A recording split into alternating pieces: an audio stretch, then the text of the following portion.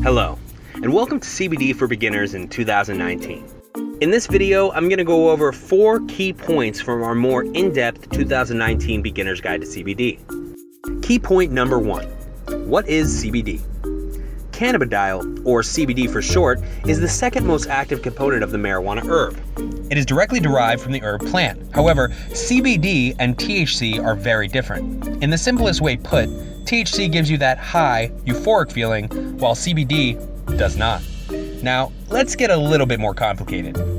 Researchers have identified 2 receptors in our body that respond to cannabis, known as CB1 and CB2. These receptors are part of a larger endocannabinoid system, which helps regulate hormone secretion to influence appetite, mood, and energy. CB1 receptors are most prominent in the central nervous system, while CB2 receptors are found more in the peripheral nervous system.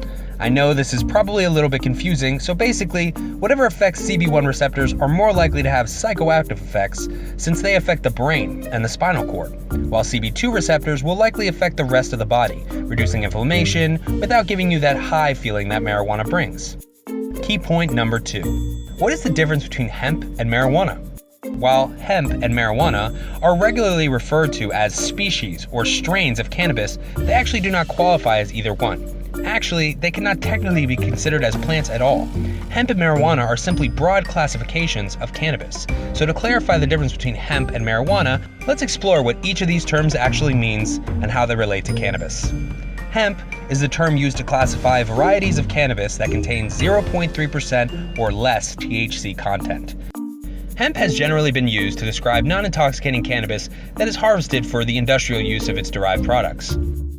Marijuana is the term used to classify varieties of cannabis that contain more than 0.3% THC and can induce psychotropic or euphoric effects on the user. Key point number 3. Let's go over some of the major benefits of CBD. According to research, CBD can help boost the immune system.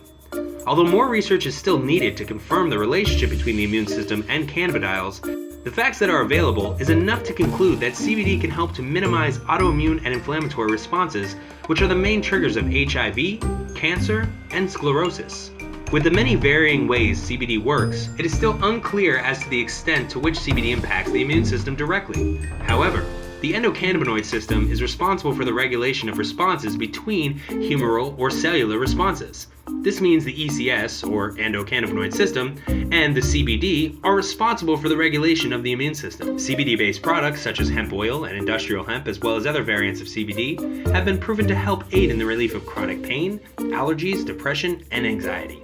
Aside from the myriad of benefits for chronic issues and our immune system, CBD is also a great addition to your skincare regimen.